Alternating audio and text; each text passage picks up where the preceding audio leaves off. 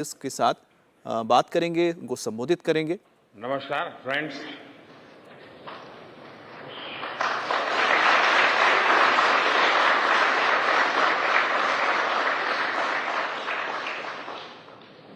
आप सभी के बीच आकर आज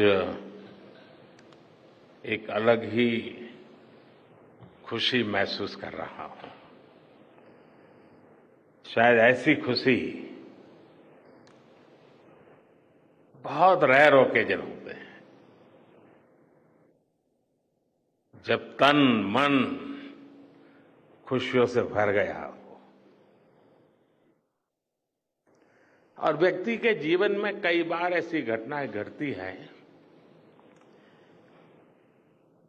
कि वो बेसब्री हावी हो जाती है। इस बार मेरे साथ भी ऐसा ही हुआ है। इतनी बेसब्री,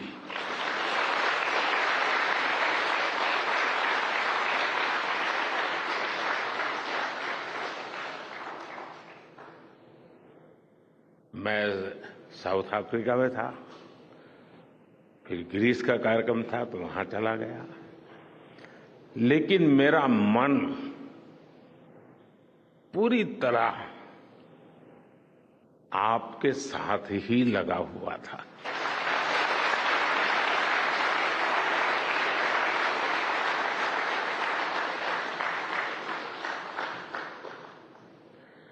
लेकिन कभी कभी लगता है कि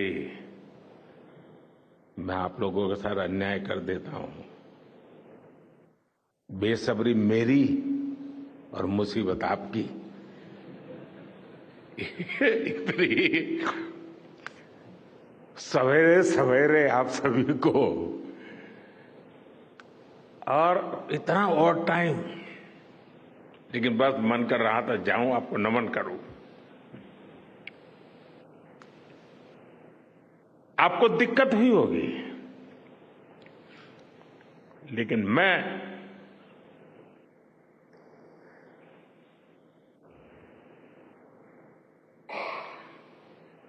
भारत में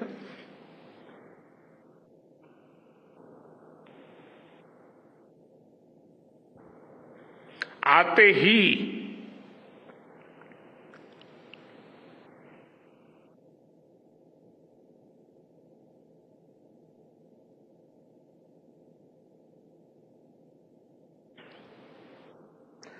जल्द से जल्द आपके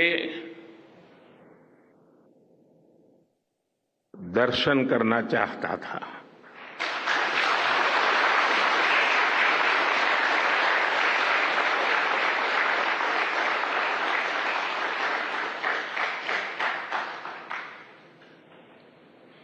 आप सबको सैल्यूट करना चाहता था।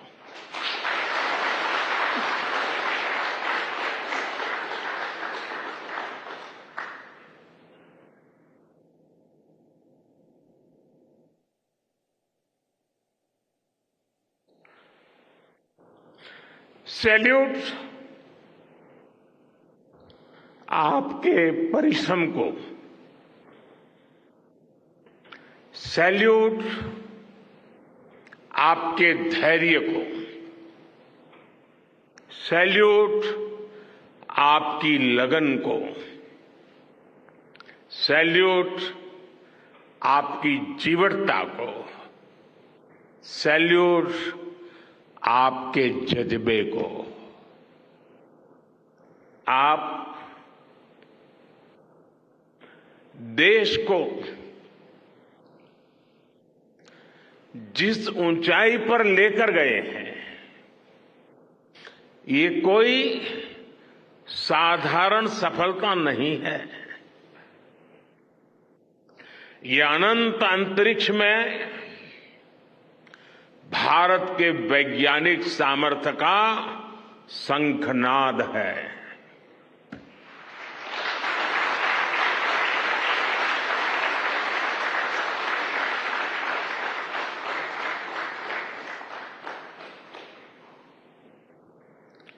India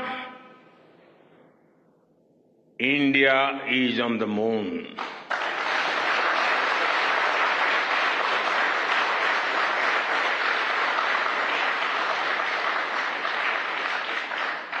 We have our national pride placed on the moon.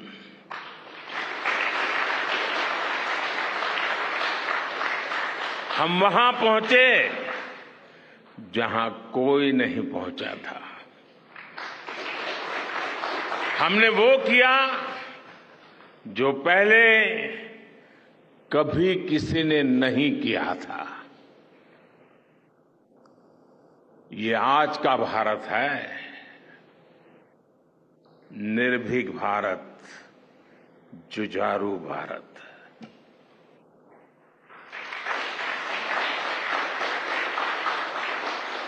ये वो भारत है जो नया सोचता है, नए तरीके से सोचता है, जो डार्क जोन में जाकर भी दुनिया में रोशनी की किरण फैला देता है।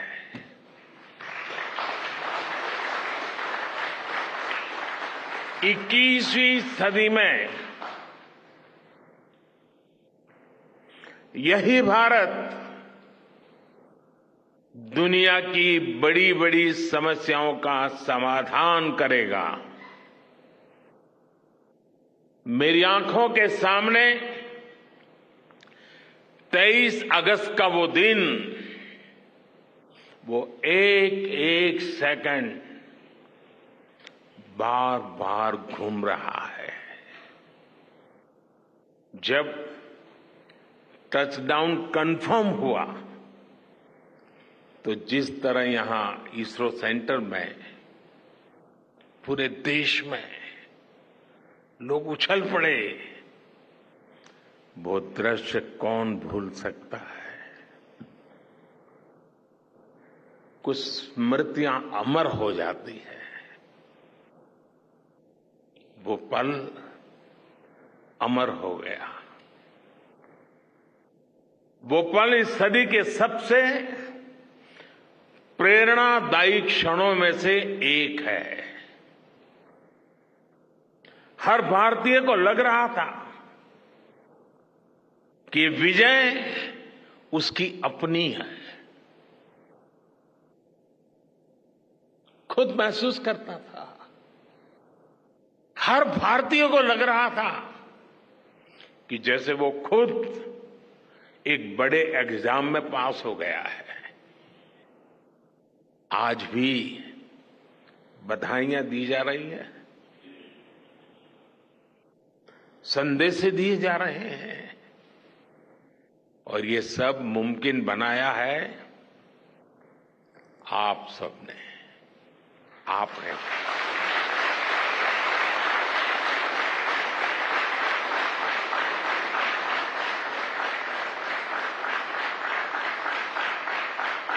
देश के मेरे वैज्ञानिकों ने ये मुमकिन बनाया है। मैं आप सबका जितना गुणगान करूं वो कम है। मैं आपकी जितनी सराहना करूं वो कम है। साथियों,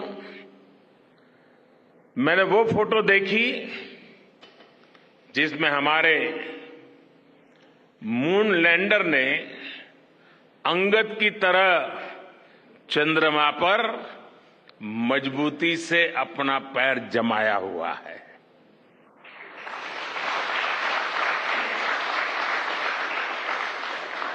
एक तरफ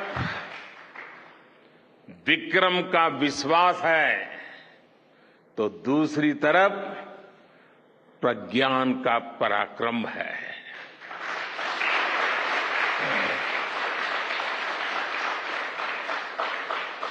हमारा प्रज्ञान लगातार चंद्रमा पर अपने पद चिन्ह छोड़ रहा है।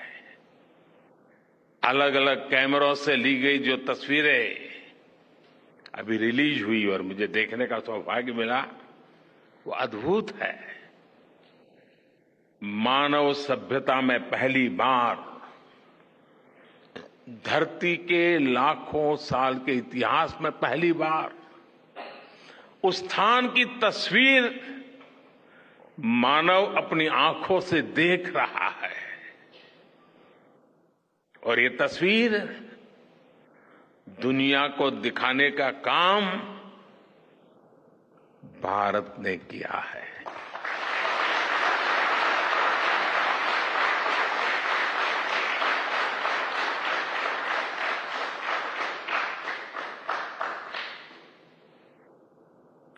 आप सभी वैज्ञानिकों ने किया है।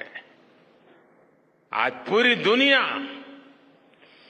भारत की साइंटिफिक स्पिरिट का,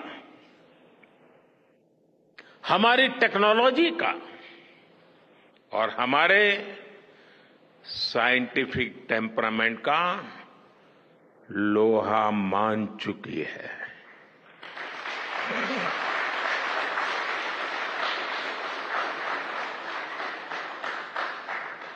चंद्रयान महाअभियान सिर्फ भारत की नहीं, बल्कि पूरी मानवता की सफलता है।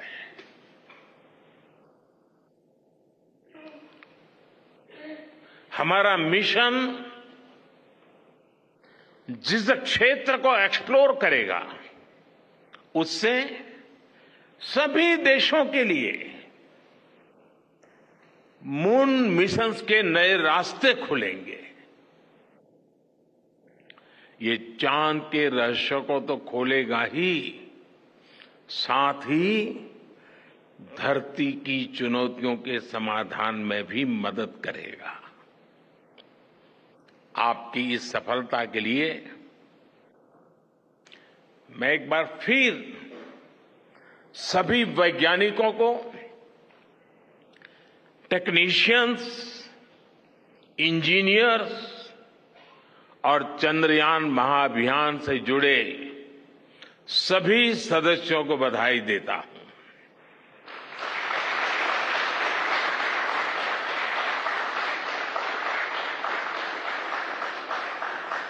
मेरे परिवारजनों, आप जानते हैं कि स्पेस मिशंस के टच डाउन पॉइंट को एक नाम दिए जाने की वैज्ञानिक परंपरा है। चंद्रमा के जिस हिस्से पर हमारा चंद्रयान उतरा है, भारत ने उस स्थान के भी नामकरण का फैसला लिया है।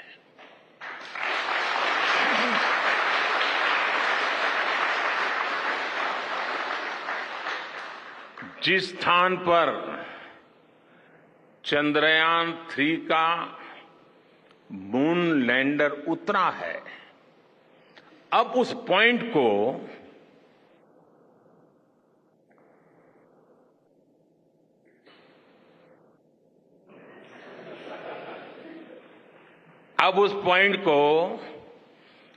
शिव शक्ति के नाम से जाना जाएगा।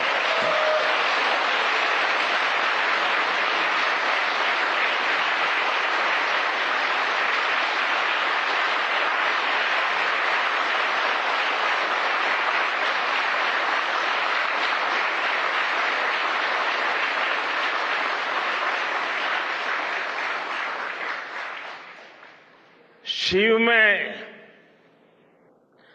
मानवता के कल्याण का संकल्प समाहित है और शक्ति से हमें उन संकल्पों को पूरा करने का सामर्थ्य मिलता है। चंद्रमा का शिव शक्ति पॉइंट हिमालय से कन्याकुमारी से जुड़े होने का बोध कराता है।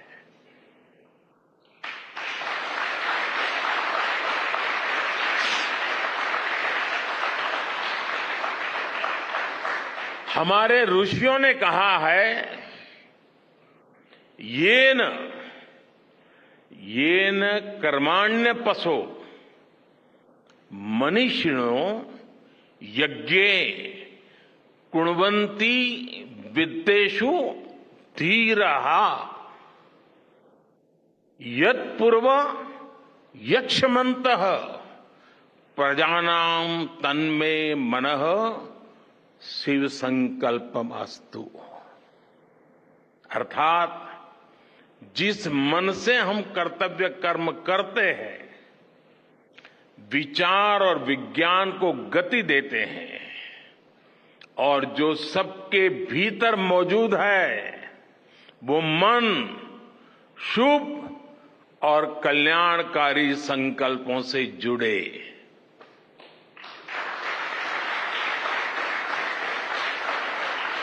मन के इन शुभ संकल्पों को पूरा करने के लिए शक्ति का आशीर्वाद अनिवार्य है और ये शक्ति हमारी नारी शक्ति है।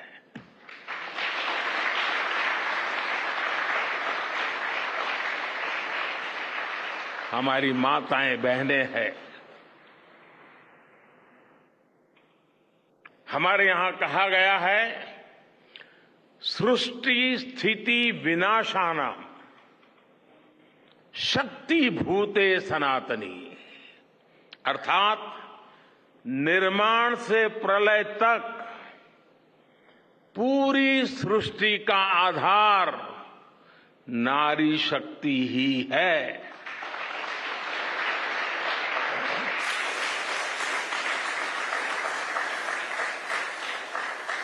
आप सबने देखा है, चंद्रयान 3 में देश ने, हमारी महिला वैज्ञानिकों ने, देश की नारी शक्ति ने कितनी बड़ी भूमिका निभाई है।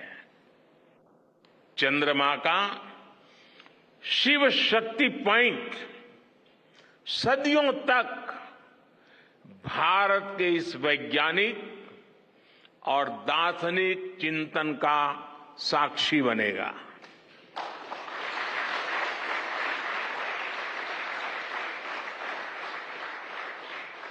ये शिव शक्ति पॉइंट आने वाली पीढ़ियों को प्रेरणा देगा कि हमें विज्ञान का उपयोग मानवता के कल्याण के लिए ही करना है। मानवता का कल्याण, यही हमारा सुप्रीम कमिटमेंट है। साथियों, एक और नामकरण काफी समय से लंबित है।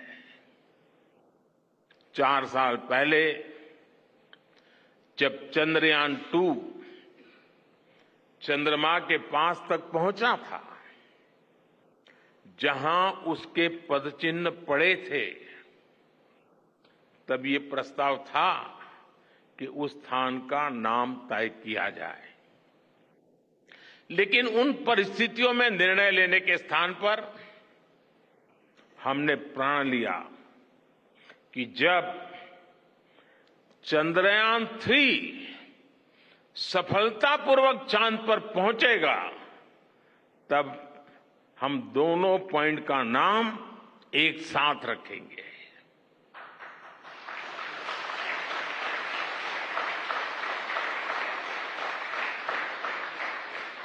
और आज मुझे लगता है कि जब हर घर तिरंगा है, जब हर मन तिरंगा है और चांद पर भी तिरंगा है, तो तिरंगा के सिवाय चंद्रयान 2 से जुड़े उस स्थान को और क्या नाम दिया जा सकता है।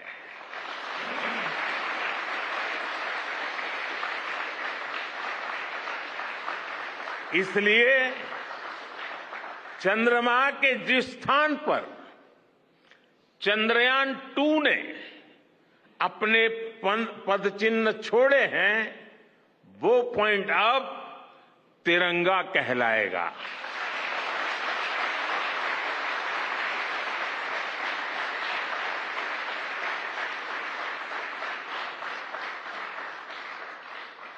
ये तिरंगा पॉइंट भारत के हर प्रयास की प्रेरणा बनेगा।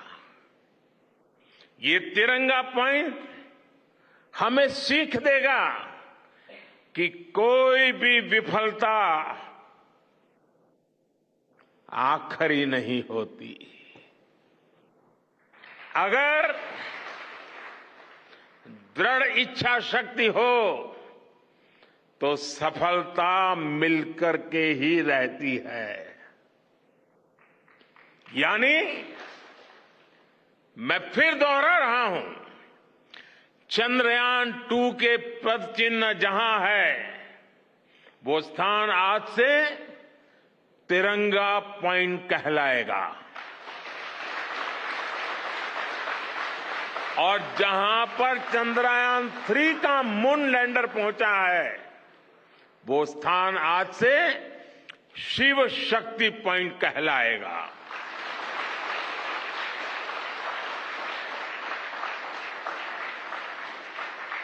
साथियों, आज भारत दुनिया का चौथा ऐसा देश बन चुका है जिसने चंद्रमा की सतह को छुआ है। ये सफलता तब और अधिक बड़ी हो जाती है जब हम ये देखते हैं कि भारत ने अपनी यात्रा कहां से शुरू की थी। एक समय था जब भारत के पास जरूरी तकनीक नहीं थी, सहयोग भी नहीं था। हमारी गिनती थर्ड वर्ल्ड यानी थर्ड रॉ में खड़े देशों में होती थी। थर्ड वर्ल्ड थर्ड रॉ में खड़े हुए लोगों में होती थी। वहां से निकलकर आज भारत दुनिया की 5वीं सबसे बड़ी अर्थव्यवस्था बना है।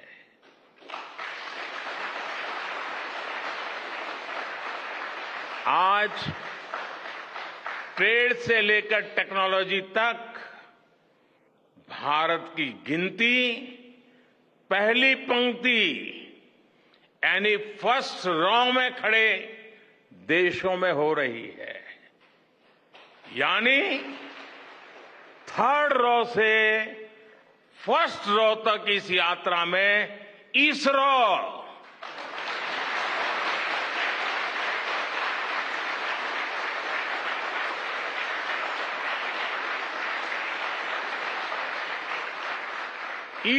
जैसी संस्थानों की बहुत बड़ी भूमिका रही है। आपने आज मेक इन इंडिया को चांद तक पहुंचा दिया है।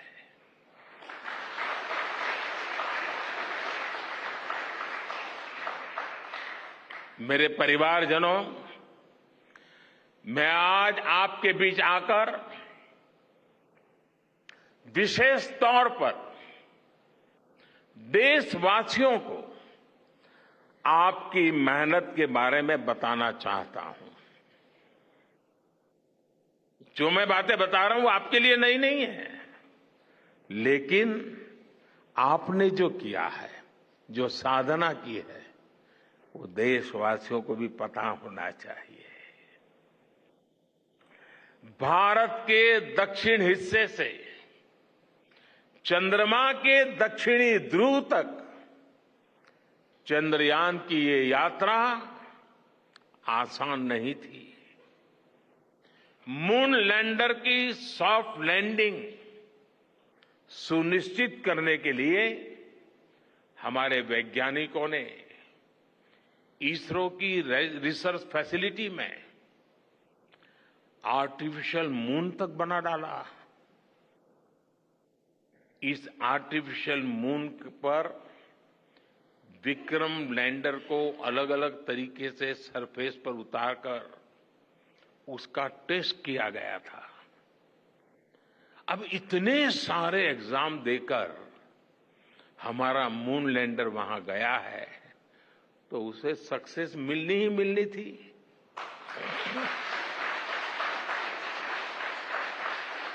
साथियों, आज जब मैं देखता हूं कि भारत की युवा पीढ़ी साइंस को लेकर, स्पेस को लेकर, इनोवेशन को लेकर इतनी एनर्जी से भरी हुई है, तो उसके पीछे हमारे ऐसे ही स्पेस मिशंस की सफलता है। मंगलयान की सफलता ने, चंद्रयान की सफलता ने, गगनयान की तैयारी ने देश की युवा पीढ़ी को एक नया मिजाज दे दिया है। आज भारत के छोटे छोटे बच्चों की जुबान पर चंद्रयान का नाम है। आज भारत का हर बच्चा आप वैज्ञानिकों में अपना भविष्य देख रहा है। इसलिए आपकी उपलब्धि सिर्फ ये नहीं है कि आपने चांद पर तिरंगा लहराया, लेकिन आपने एक और बड़ी उपलब्धि हासिल की है, और वो उपलब्धि है भारत की पूरी पीढ़ी को जागृत करने की, उसे नई ऊर्जा देने की।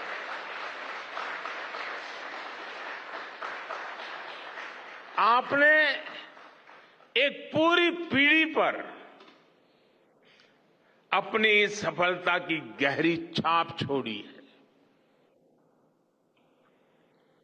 आज से कोई भी बच्चा रात में जब चंद्रमा को देखेगा तो उसको विश्वास होगा कि जिस हौसले से मेरा देश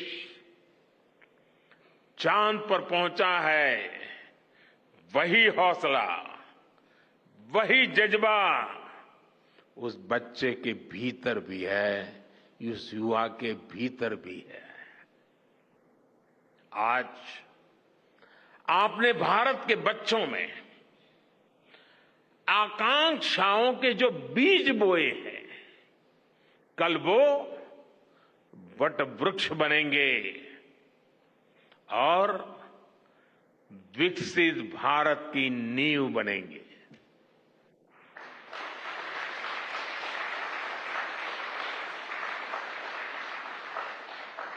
हमारी युवा पीढ़ी को निरंतर प्रेरणा मिलती रहे, इसके लिए एक और निर्णय लिया गया है। 23 अगस्त को जब भारत ने चंद्रमा पर तिरंगा फहराया, उस दिन को अब हिंदुस्तान नेशनल स्पेस डे के रूप में मनाया जाएगा।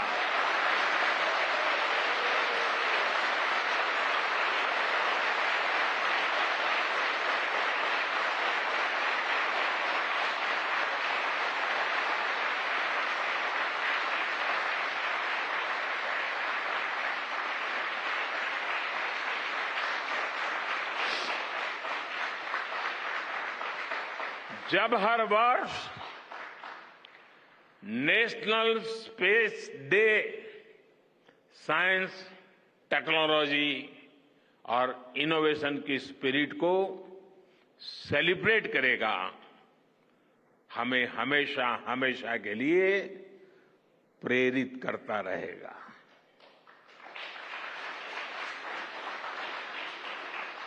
मेरे परिवारजनों, आप भी जानते हैं कि स्पेस सेक्टर का जो सामर्थ्य है वो सैटेलाइट लॉन्च करने या अंतरिक्ष की खोज से कहीं ज्यादा बड़ा है। स्पेस सेक्टर की एक बहुत बड़ी ताकत है जो मैं देखता हूं, वो है ईज ऑफ लिविंग और ईज ऑफ गवर्नेंस। आज देश में स्पेस एप्लीकेशंस को गवर्नेंस के हर पहलू से जोड़ने की दिशा में बहुत बड़ा काम हुआ है। आप लोगों ने जब मुझे प्रधानमंत्री के रूप में काम का दायित्व दिया, तो प्रधानमंत्री बनने के बाद मैंने भारत सरकार के जॉइंट सेक्रेटरी लेवल के ऑफिसर्स की स्पेस साइंटिस्ट के साथ एक वर्कशॉप करवाई थी और इसका मकसद ये था कि गवर्नेंस में, शासन व्यवस्था में ट्रांसपेरेंसी लाने में स्पेस सेक्टर की ताकत का ज्यादा से ज्यादा इस्तेमाल कैसे करें। तब किरण जी शायद हम लोगों के साथ काम करते थे। इसी का नतीजा था जब देश ने स्वच्छ भारत अभियान शुरू किया, शौचालयों का निर्माण शुरू किया, करोड़ों घरों को बनाने का अभियान चलाया, तो इन सब के मॉनिटरिंग के लिए, उसकी प्रगति के लिए स्पेस साइंस ने बहुत मदद की। आज देश में दूर दराज के इलाके में एजुकेशन, कम्युनिकेशन और हेल्थ सर्विसेज पहुंचाने में स्पेस सेक्टर की बहुत बड़ी भूमिका है। इन दिनों आजादी के अमृत महोत्सव के निमित्त जो जिले जिले में अमृत सरोवर बन रहे हैं, उसका भी टैगिंग, उसकी भी मॉनिटरिंग स्पेस के द्वारा ही हो रही है। बिना स्पेस टेक्नोलॉजी के हम टेलीमेडिसिन और टेली एजुकेशन की कल्पना तक नहीं कर सकते। स्पेस साइंस ने देश के रिसोर्सेज के ऑप्टिमम यूटिलाइजेशन में भी बहुत मदद की है। हमारे देश के एग्रीकल्चर सेक्टर को ताकत देने में, मौसम का अनुमान लगाने में स्पेस सेक्टर जो मदद करता है, वो देश का हर किसान जानता है। आज वो देख लेता है अपने मोबाइल पर अगले सप्ताह मौसम का क्या हाल है। देश के करोड़ों मछुआरों को आज नाविक सिस्टम से जो सटीक जानकारी मिल रही है, वो भी आप ही की देन है। आज जब देश में बाढ़ आती है, कोई प्राकृतिक आपदा आती है, भूकंप आता है, तो हालात की गंभीरता का पता लगाने में आप सबसे पहले आगे आते हैं। जब साइक्लोन आता है तो हमारी सैटेलाइट्स उसका सारा रूट बताती हैं, सारी टाइमिंग बताती हैं और लोगों की जान भी बचती है, संपत्ति भी बचती है। और सिर्फ साइक्लोन के कारण जो संपत्ति बचती है ना, उसका अगर जोड़ लगा दे तो आज स्पेस का जो खर्चा है उससे वो ज्यादा हो जाता था।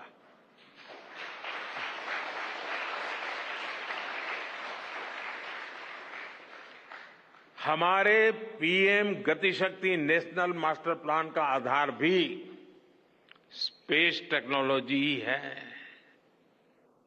और आज दुनिया भारत के इस गतिशक्ति प्लेटफॉर्म का अध्ययन कर रही है कि प्लानिंग और मैनेजमेंट में ये प्लेटफॉर्म कितना उपयोगी हो सकता है। इससे प्रोजेक्ट्स की प्लानिंग, एजुकेशन और मॉनिटरिंग में काफी मदद मिल रही है। समय के साथ बढ़ता हुआ स्पेस एप्लीकेशन का ये दायरा हमारे युवाओं के लिए अपॉर्चुनिटीज भी बढ़ा रहा है, अवसर बढ़ा रहा है। और इसलिए आज मैं एक सुझाव भी देना चाहता हूं और मैं चाहूंगा कि आपके यहां से जो रिटायर्ड लोग हैं वे इसमें काफी मदद कर सकते हैं। अब ये मत बोलिएगा कि इतनी सुबह सुबह मोदी जी यहां आए और कुछ काम भी देकर के जा रहे हैं। साथियों, मैं चाहूंगा कि इसरो केंद्र सरकार के विभिन्न मंत्रालय और राज्य सरकारें मिलकर गवर्नेंस में स्पेस टेक्नोलॉजी पर एक नेशनल हैकाथॉन का आयोजन करें। इस हैकाथॉन में ज्यादा से ज्यादा युवा, ज्यादा से ज्यादा यूनिवर्सिटी, ज्यादा से ज्यादा नौजवान वो शामिल हो, जुड़े। मुझे विश्वास है ये नेशनल हैकाथॉन हमारी गवर्नेंस को और प्रभावी बनाएगा, देशवासियों को मॉडर्न सॉल्यूशंस देगा। और साथियों, आपके अलावा मैं अपनी युवा पीढ़ी को एक और टास्क अलग से देना चाहता हूं। और होमवर्क के दिए बिना बच्चों को काम करने का मजा नहीं आता है। आप सब जानते हैं कि भारत वो देश है जिसने हजारों वर्ष पूर्व ही धरती के बाहर अनंत अंतरिक्ष में देखना शुरू कर दिया था। हमारे यहां सदियों पहले अनुसंधान परंपरा के आर्यभट्ट, ब्रह्मगुप्त, वराहमिहिर और भास्कराचार्य जैसे ऋषि मनीषी हुए थे। जब धरती के आकार को लेकर भ्रम था, तब आर्यभट्ट ने अपने महान ग्रंथ आर्यभट्टीय में धरती के गोलाकार होने के बारे में विस्तार से लिखा था।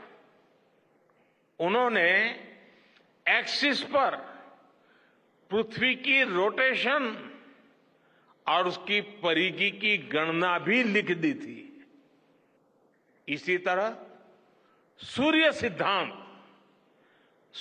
सिद्धांत जैसे ग्रंथों में भी कहा गया है, सर्वत्रैव महिगोले, सर्वत्रैव महिगोले स्वस्थानम उपरि स्थितम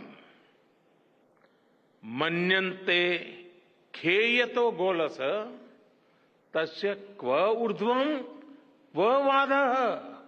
अर्थात पृथ्वी पर कुछ लोग अपनी जगह को सबसे ऊपर मानते हैं, लेकिन ये गोलाकार पृथ्वी तो आकाश में स्थित है। उसमें ऊपर और नीचे क्या हो सकता है, ये उस समय लिखा गया था। ये तो मैंने सिर्फ एक श्लोक बताया है।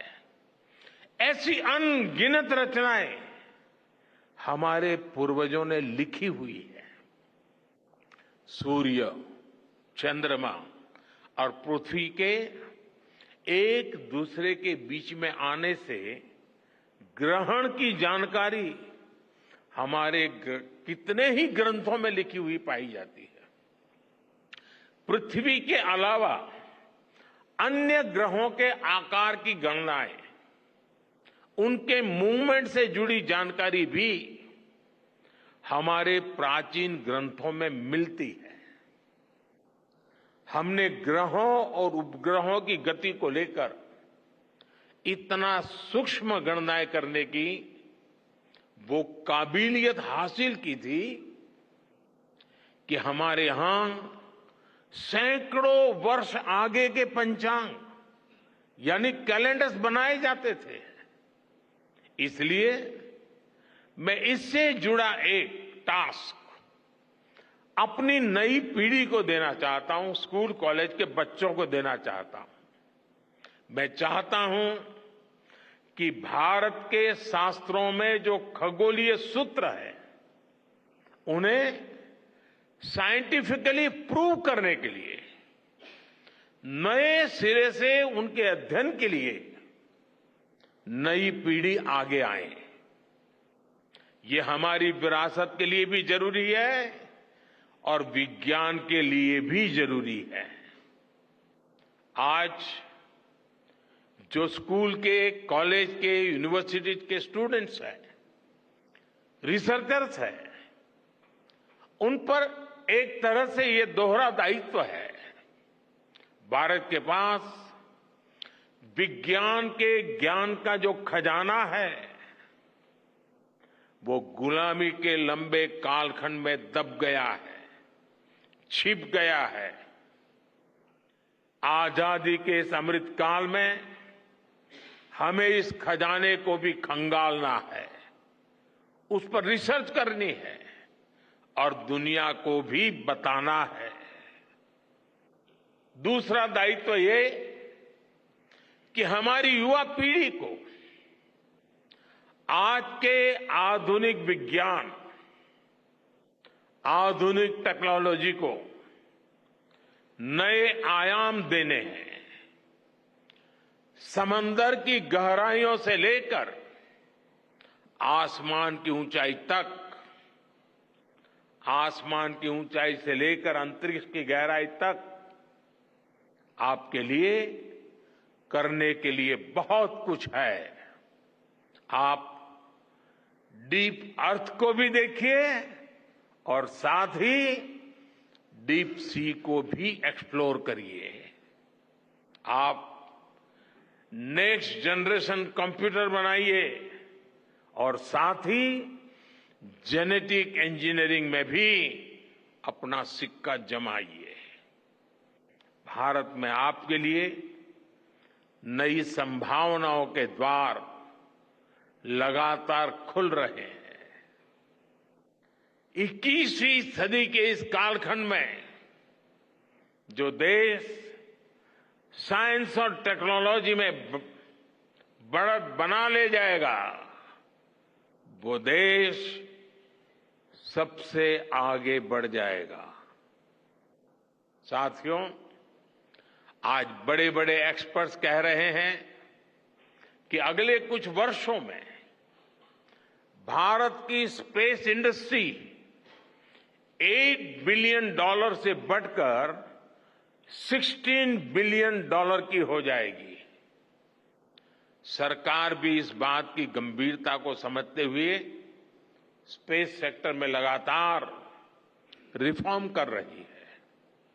हमारे युवा भी कमर कसकर तैयार है। आपको जानकर सुखद आश्चर्य होगा कि पिछले 4 साल में स्पेस सेक्टर में काम करने वाले स्टार्टअप्स की संख्या 4 से बढ़कर करीब करीब 150 हो गई है। हम कल्पना कर सकते हैं कि अनंत आकाश में कितनी अनंत संभावनाएं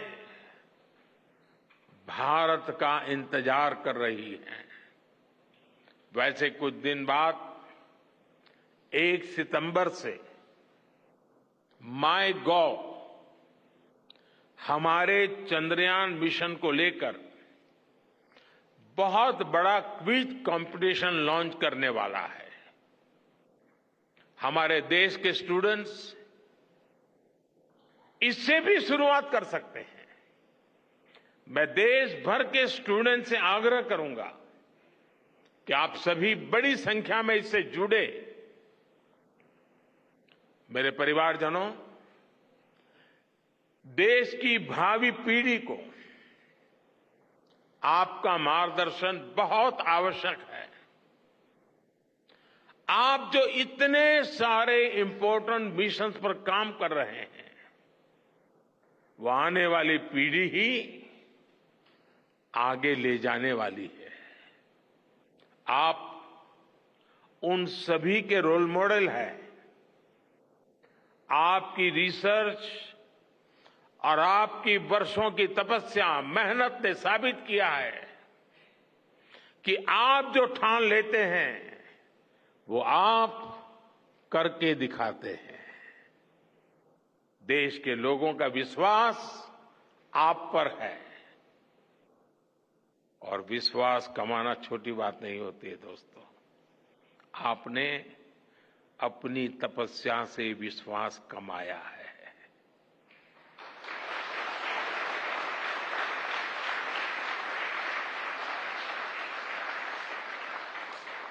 देश के लोगों का आशीर्वाद आप पर है। इसी आशीर्वाद की ताकत से, देश के प्रति इसी समर्पण भाव से भारत साइंस एंड टेक्नोलॉजी में ग्लोबल लीडर बनेगा। और मैं आपके बीच बड़े विश्वास के साथ बताता हूं, इनोवेशन की हमारी यही स्पिरिट ही 2047 में विकसित भारत के सपने को साकार करेगी। इसी विश्वास के साथ मैं फिर एक बार आप सबके दर्शन करके पावन हुआ हूं। देशवासी गौरव से भरे हुए हैं। सपने बहुत तेजी से संकल्प बन रहे हैं और आपका परिश्रम उन संकल्प को सिद्धि के तक ले जाने के लिए बहुत बड़ी प्रेरणा बन रहा है। आपको जितनी बधाई दूं कम है, जितना अभिनंदन करूं कम है। मेरी तरफ से करोड़ों करोड़ों देशवासियों की तरफ से, दुनिया भर की साइंटिफिक कम्युनिटी की तरफ से अनेक अनेक धन्यवाद, बहुत बहुत शुभकामनाएं। भारत माता की, भारत माता की, भारत माता की। धन्यवाद।